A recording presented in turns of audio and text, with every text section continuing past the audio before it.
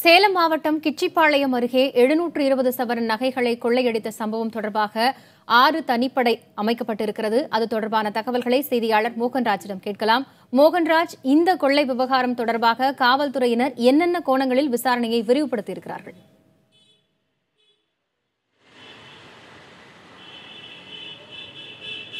காயத்ரி, சேலம் கிச்சிப்பாளையம் பகுதியில் தொழிலதிபர் அத்தியண்ணன் அப்படிங்கிற ஒரு வீட்டில் இந்த கொள்ளை சம்பவம் 720 சவரன் கொள்ளையடிக்கப்பட்ட சம்பவம் நடந்திருக்கு. இது குறித்து தகவல் அறிந்தவுடன் கிச்சிப்பாளையம் காவல்துறையினர் நேரடியாக வந்து விசாரணை மேற்கொண்டார்கள். அது மட்டுமல்லாமல் சேலம் மாநகர காவல் ஆணையாளர் சஞ்சய்குமார் நேரடியாக வந்து விசாரணை மேற்கொண்டிருக்காங்க. கிட்டத்தட்ட 2 மணி நேரத்தில் தங்களுக்கு ஏராளமான ஆதாரங்கள் கிடைத்திருப்பதாக காவல்துறை தரப்பில் தெரிவிக்கப்பட்டிருந்தது. அந்த அடிப்படையில் குறிப்பாக இந்த சம்பவத்தோட பின்னணியை வச்சு பார்க்கும் பொழுது இந்த சம்பவத்தில் இந்த குடும்பத்திற்கு நெருங்கியவர்கள், அதாவது ஏற்கனவே அத்தியண்ணன் கடந்த ஓராண்டுகளுக்கு முன்பு உயிரிழந்த நிலையில் அவரது 2வது மனைவியான விஜயலட்சுமி தான் தற்பொழுது தங்களது தொழிலை நடத்தி வருகிறார். அதற்கு உதவியாக அவரது தம்பி பாஸ்கர் அந்த கடையில் பணியாற்றி வருகிறார். இது தவிர 9 ஊழியர்கள் அந்த கடையில் பணியாற்றிட்டு இருக்கிறாங்க. இந்த சூழ்நிலையில தான் நேற்று முன்தினம் ஞாயிறு அன்று விஜயலட்சுமி தனது குடும்பத்தாரோட இங்கிருந்து திருப்பதி சென்று இன்று காலை திரும்பி வந்தபொழுது 720 சவரன் நகை கொள்ளையடிக்கப்பட்ட சம்பவம் தெரிய வந்திருக்கு. இந்த வீட்டோட அமைப்பை நம்ம பார்க்கும் பொழுது கண்டிப்பாக இதுக்கு இந்த கிச்சிப்பாளையம் பகுதியில் இருக்க அங்காளம்மன் தெரு கிட்டத்தட்ட வெறும் 10 அடி அகலமே கொண்ட இந்த தெருவில் அனைத்து வீடுகளுமே மிக நெருக்கமாக ஒரு கட்டுமான பணியில் அமைஞ்சிருக்கிற வீடுகள் தான் இங்கே பார்க்க முடியுது. அது மட்டுமல்லாமல் முதல் கட்ட தகவல் அடிப்படையில் ஜன்னலை உடைத்து உள்ளே மர்ம நபர்கள் புகிந்திருப்பதாக ஒரு தகவல் வெளியானது. ஆனால் காவல்துறை விசாரணையில் அது முற்றிலுமாக மறுக்கப்பட்டிருக்கு. வீட்டில் கதவோ ஜன்னலோ பூட்டோ உடைக்கப்படவில்லை அப்படிங்கிற ஒரு விஷயம் காவல்துறை விசாரணையில் தெரிய வந்திருக்கு. அது மட்டுமல்லாமல் இந்த 2 தளம் கொண்ட இந்த வீட்டு முன்பாக சிசிடிவி கண்காணிப்பு கேமராக்கள் ஒவ்வொரு தளத்திலும் ஒவ்வொரு கேமரா என 3 இருக்கிறது. வீட்டின் உள்ளேயும் 5 சிசிடிவி கேமராக்கள் இருப்பதாகவும் தெரிய வந்திருக்கு. ஆனால் அந்த சிசிடிவி கேமராக்களை பொறுத்த வரைக்கும் பார்க்கும் பொழுது அதில் காட்சிகள் பதிவாகும் அந்த ஹார்ட் டிஸ்க் இந்த நகைகளை கொள்ளையடித்தவர்கள் எடுத்து சென்றிருப்பதும் போலீசார் விசாரணையில் தெரிய வந்திருக்கு. இருந்த போதிலும் இதுவரை கிடைத்த தடயங்களின் அடிப்படையில் விஜயலட்சுமி மற்றும் அவரது தம்பி பாஸ்கர், இவரது குடும்பத்திற்கு நெருக்கமான ஜோதிடர் அவர் சுப்பிரமணியம் என்பவர், இந்த 3 பேரிடமும் காவல்துறையினர் காவல் நிலையத்தில் வைத்து தொடர்ச்சியாக விசாரணை நடத்தி வருகிறார்கள்.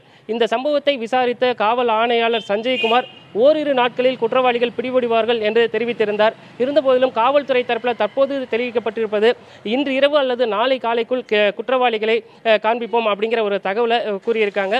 நிச்சயமாக குற்றவாளிகள் விரைவில் பிடிபடுவார்கள். பிடிபட்ட குற்றவாளிகளிடம் விசாரணை என்பது ஒரு புறம் இருக்க, குற்றவாளிகள் காவல்துறை தரப்பில் அதிகாரப்பூர்வமாக காட்டப்படுவார்கள் என்று எதிர்பார்க்கப்படுகிறது. காயத்ரி, மோகன்ராஜ், இன்று இரவோ அல்லது நாளையோ குற்றவாளிகளை பிடித்து விடலாம் என்று காவல்துறையினர் உறுதியாக சொல்லியிருக்கிறார்கள். சில தடயங்களையும் அவர்கள் விட்டுச் சென்றிருப்பதாகவும் காவல்துறை தரப்பிலிருந்து தெரிவிக்கப்பட்டிருக்கிறது. என்னென்ன தடயங்கள் எல்லாம் இப்பொழுது வரை சிக்கியிருப்பதாக காவலர்கள் கூறுகிறார்கள்? மோகன்ராஜ்,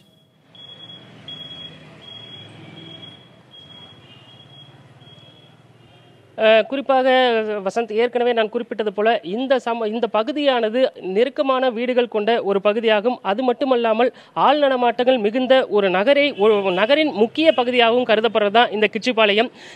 எப்போதுமே பரபரப்பாக காணப்படும் இந்த பகுதியில் மர்ம நபர்கள் எளிதாக நுழைவதற்கு வாய்ப்பில்லை. அது மட்டுமல்லாமல் அருகாமையில் திரையரங்குகளும் இருக்கிற காரணத்தால் இரவு நேரத்திலும் கூட இந்த பகுதியில் காவல்துறை கூடுதல் கண்காணிப்பு பணியில் ஈடுபட்டிருப்பாங்க. அந்த அடிப்படையெல்லாம் வச்சு பார்க்கும் பொழுது மர்ம நபர் எளிதாக இந்த பகுதிக்குள் நுழைவதற்கு வாய்ப்பில்லை அப்படிங்கிறது காவல்துறைக்கு எழுந்திருக்க முதல் சந்தேகம். அதன் தொடர்ச்சியாக வீட்டில் எந்த பொருளும் உடைக்கப்படவில்லை, அதாவது ஜன்னல் உடைக்க உள்ளே நுழைந்திருக்கலாம் அல்லது கதவை உடைத்து உள்ளே நுழைந்திருக்கலாம் என பல சந்தேகங்கள் இருந்தாலும் கூட இந்த கொள்ளை சம்பவத்தை பொறுத்த வரைக்கும் இது போன்ற எந்த நிகழ்வும் இல்லை. அது மட்டுமல்லாமல் கண்காணிப்பு கேமராக்கள் 8 கேமராக்கள் இருந்தும் கூட அந்த ஹார்ட் டிஸ்க், அந்த காட்சிகள் பதிவாகிற அந்த ஹார்ட் டிஸ்க் திருடி செல்லப்பட்டிருக்கிறது. அதே போல கடந்த ஒரு வாரத்துக்கு முன்பாகத்தான் இந்த 720 சவரன் நகைகள் வங்கி லாக்கரில் இருந்து வீட்டிற்கு எடுத்து வந்து வைத்திருப்பதாகவும் உரிமையாளர் தரப்பில் தெரிவிக்கப்பட்டது. இது போல பல தடயங்கள், பல தகவல்கள் காவல்துறையினருக்கு கிடைச்சிருக்கு. அந்த அடிப்படையில் காவல்துறையினரோட முதல் சந்தேகம் இந்த குடும்பத்தாரோட நெருங்கிய நபர்கள் தான் இந்த சம்பவத்தில் ஈடுபட்டிருக்கணும் அப்படிங்கிற கோணத்தில் தான் விசாரணையை தொடங்கினாங்க. தொடர்ச்சியாக அதே கோணத்தில் தான் விசாரணையும் சென்று கொண்டிருக்கிறது. வசந்த்.